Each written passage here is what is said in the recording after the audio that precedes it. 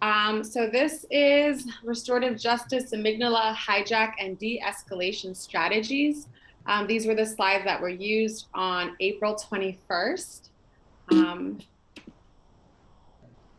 We are going to do a quick introduction. We are going to just do a quick refresher on restorative justice. And then we are going to talk about the amygdala and the amygdala hijack. I'm just gonna let the in.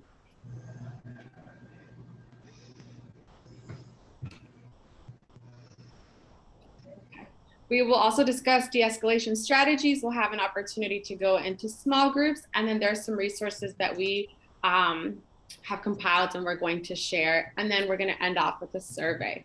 So again, thank you for being here today.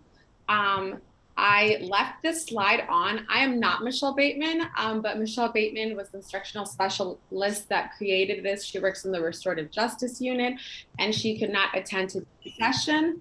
My name is Jennifer Granados. I am the Academy Coordinator at John F. Kennedy High School, and I'm also the Restorative Justice Coach this year.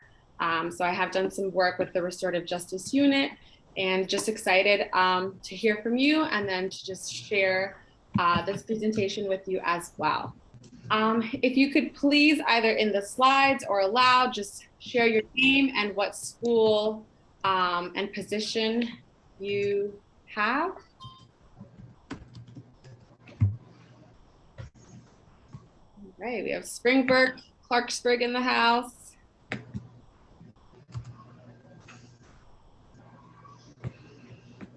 Lake.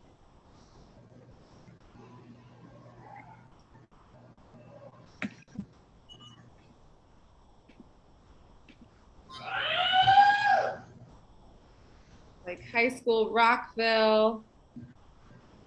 Right, we also have people with different positions. Vinegar Middle School. Clemente. All right, well, so good to have you guys all here. Again, thank you for joining us.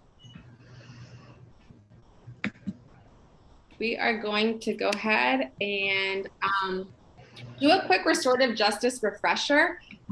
Please type into the chat one thing that you know about restorative justice, or anything that comes to mind when you hear the words restorative justice or RJ. Anything that comes to mind. You can also say it aloud. Feel free to unmute yourself. Repair harm, community relationship building, whole school community.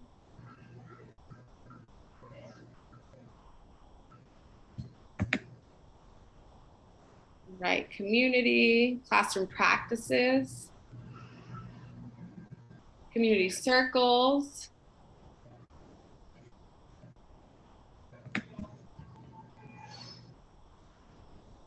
Difficult to practice fully, proactive behavior management, pro-student.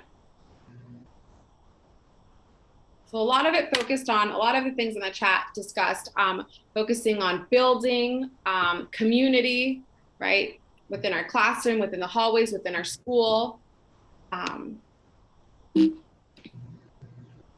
So focus on prevention. If we've seen the different pillars of restorative justice, we know that there's a focus on prevention. We know that a lot of the work starts within ourselves and identifying ourselves and creating those learning spaces and environments for students, right? Creating them with our students as well. It's not just teacher-centered, but it's very student-centered, centered around relationships, and that takes time to build. We also know one of the trainings that we've gone through, they discuss it almost like credit. I have this relationship with a student, so in case I need credit later on, right? So a lot of it focuses on creating those relationships and building those relationships. And we know that sometimes we hear that there's just not enough time, but the effects of those relationships within the day, throughout the year, we can see them, right? So today we're going to talk about the amygdala hijack and just different de-escalation strategies.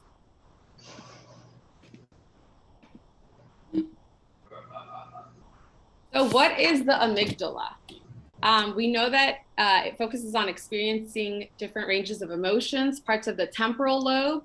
It detects threat, triggers a body response, fear conditioning, processing positive emotions, and encoding emotional memory.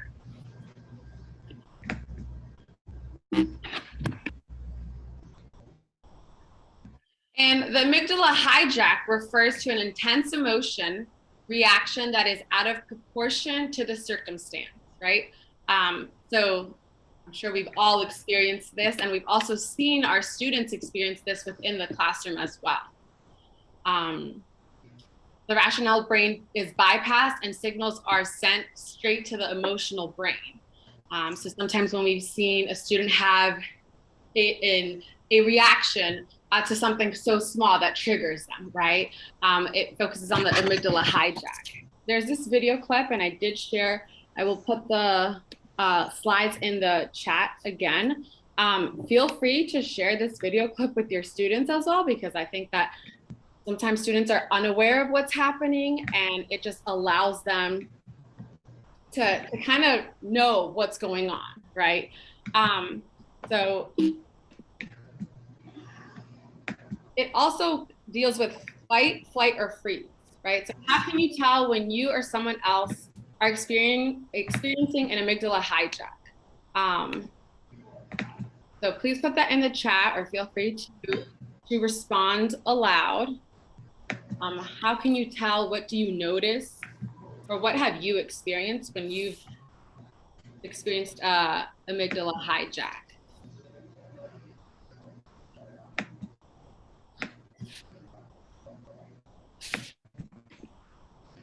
Outbursts, can't focus, overwhelm of emotions, can't think straight, crying, freezing up, body language is tense, students shut down, paralysis. And sometimes as teachers, and educators, we notice when these things might happen, right? We can kind of see, and sometimes it just happens out of the blue, right? Emotions are out of control, rigidity attitude, not being able to be reasonable, extended pause before response.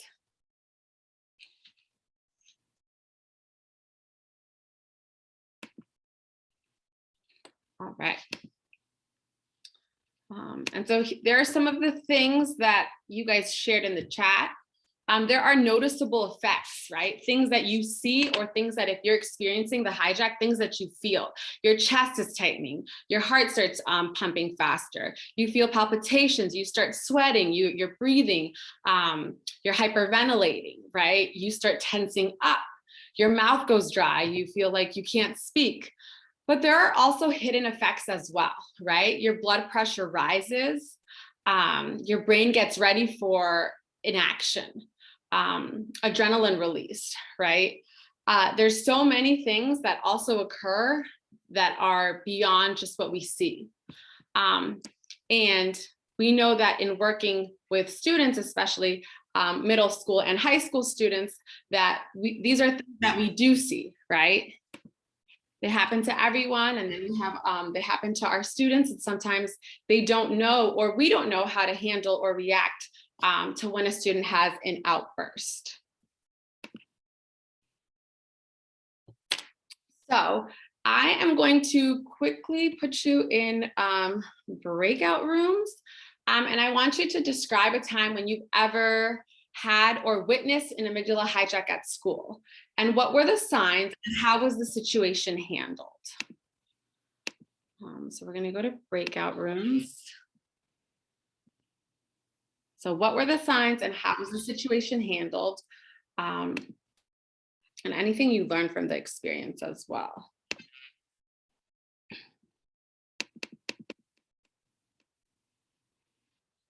And then I'll give you guys about 3 minutes, and then we'll come back together.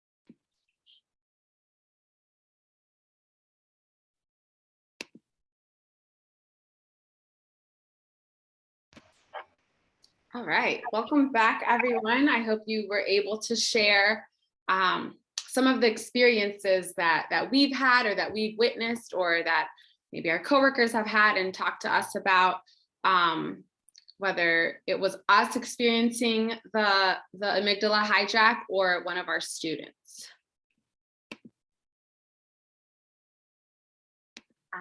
So now we are going to discuss handling the hijack, right? And we know that many times when our students are experiencing the amygdala hijack, they can't reason, right? Their emotions are in the way. So here are some of the things that we can do as teachers and as educators. What are some of the de-escalation techniques you use for yourself or your students? Anything that you see that works?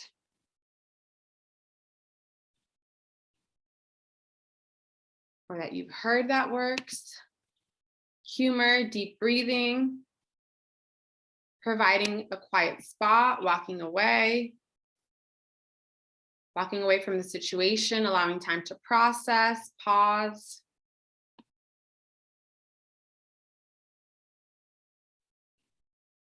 Ask to talk one-on-one, allowing them to rant, giving time to share their thoughts. Zen garden, sandbox things, don't interrupt, keeping calm, productive distractions.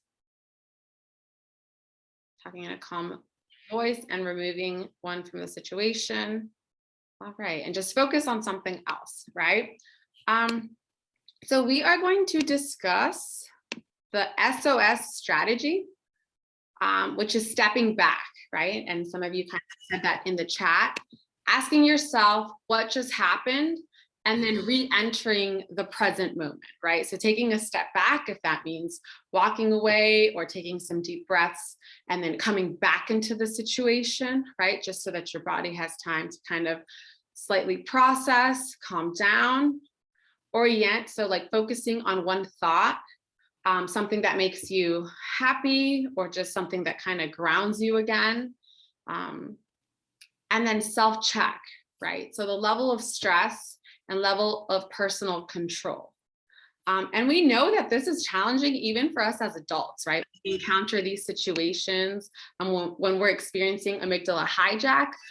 So obviously we can relate to our students in this sense, but then also see why some of these things happen within our room, within our classrooms, within the hallways, because sometimes students don't have these strategies, right? Sometimes we expect them to kind of pause, take a deep breath, go for a walk. But if they haven't practiced this throughout the year, when they're experiencing an amygdala hijack, it's not just gonna work, right? So focusing on these strategies throughout the year, building onto these strategies, seeing what works for certain students. We know that for some students, when it seems like they're being triggered, they might just need to go to get a drink of water, or they might just need to run something down to one of your colleagues, just so that the student is out of the room, comes back and re-enters the situation. And also allowing students to focus on a thought. We know that sometimes before or throughout the lesson, there are opportunities for students to kind of practice relaxation techniques or breathing, but we can't expect students to just know those things if we haven't promoted it within our classrooms and schools.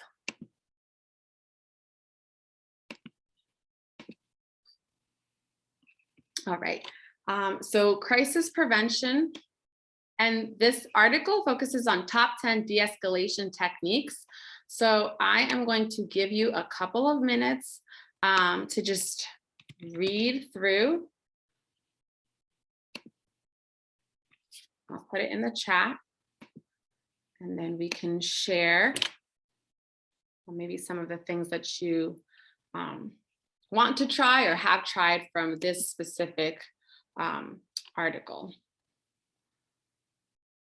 So I'll give everyone about 2 minutes to look through the article.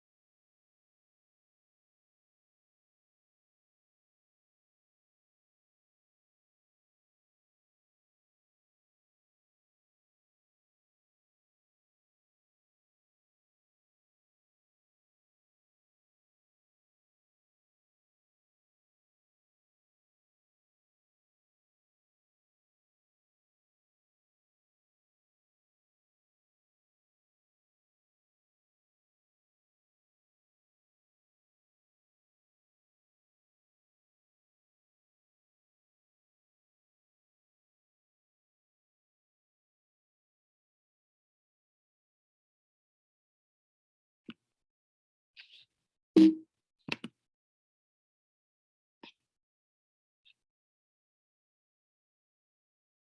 right, so we're gonna come back together. We're not gonna go into breakout rooms because we are running out of time. Which of these strategies would have worked for the situation you described earlier in the breakout room? And then which of these do you use regularly? We also know, someone noted in the chat, that a lot of these strategies are easier said than done, right? Especially when our students are experiencing this amygdala hijack. You can't just tell them to, how about you take a walk? How about you do this, right? Because they're in the moment. Everything is kind of like they see red, right? However, if we are able to model certain strategies or introduce certain strategies or allow students to practice certain strategies, it does help. So if you'd like to respond in the chat, is there something that you are going to try to use a little bit more of, or something that maybe you already embed into your classroom practices?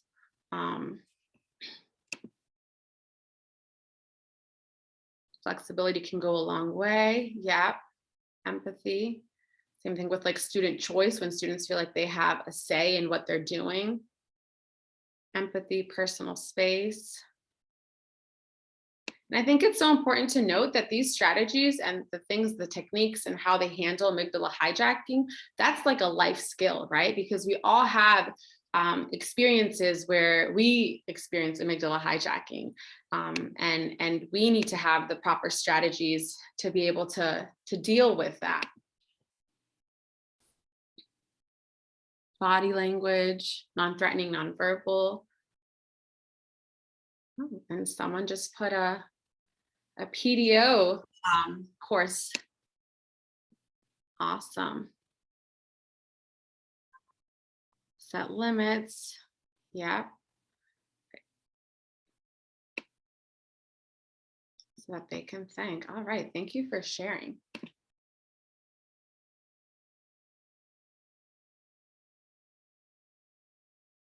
And is there a strategy, and you can either write it down or put it in the chat, share which strategy you can commit to practicing more frequently. Maybe there's one that you want to try a little bit more of.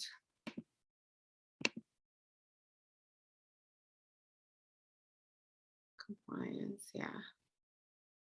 Empathy. Definitely things like at the beginning of the year or throughout the year, creating like accountability charts. So like your job, my job, our job.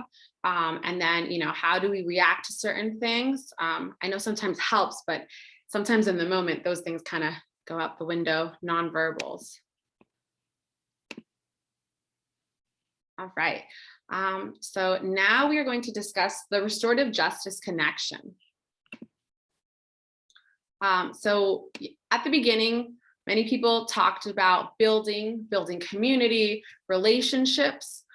So restorative justice and the amygdala hijacks, when there's trust, an adult can push or challenge students without having the student experience an amygdala hijack and either withdraw or become defensive, right? So when a student trusts an adult, and an adult is like, okay, maybe it's time for you to take a walk to the water fountain and come back, student might have a different response than, a teacher that they don't like or that they've had an issue with telling them to do that, right? You guys discussed I saw a lot about nonverbal cues. Some teachers have certain cues with certain students, right? Or proximity, walking closer to a student, or eye contact, right? Or a special signal and things like that. And those all occur with trust, right? Allowing time for silence and allowing the opportunity for a student to process their emotions. We know that a lot of times if something's happening maybe between two students in a classroom or the teacher and the student in the classroom, everyone's looking, right? So the student experiencing the hijack doesn't want to be even more embarrassed. So, I'm sure we've seen or heard situations where a student kind of just gets up, walks out, slams the door, and is like, I'm out, right? So trying to prevent that and trying to, make sure that we're building trust with our students will allow adults to help students with the amygdala hijack. And so here are some extra resources. Again, I will share the slides with you at the end one more time, just in case some of you joined us later. But there's many different resources for mindfulness, de-escalation strategies, regulating emotions. You can also reach out to people in the restorative justice unit. I know every high school has a restorative justice coach. So if you had any questions, they would be a good resource as well. I will put my contact information in the chat in case you have any other questions. And I am going to have you guys please complete the Google form. And then you guys are able to go to your next session. Thank you so much for joining us. And I will share the slides one more time and the survey. Again, thank you so much for joining us. Excuse me, I have a question. Yeah. I think this was will this session run again from 10:30 to 11? Yeah, I'm getting ready to run it one more time. Okay, awesome. All right.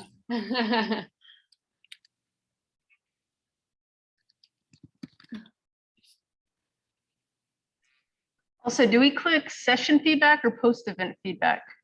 Session feedback. Great, thank you. Yeah. Have a good one.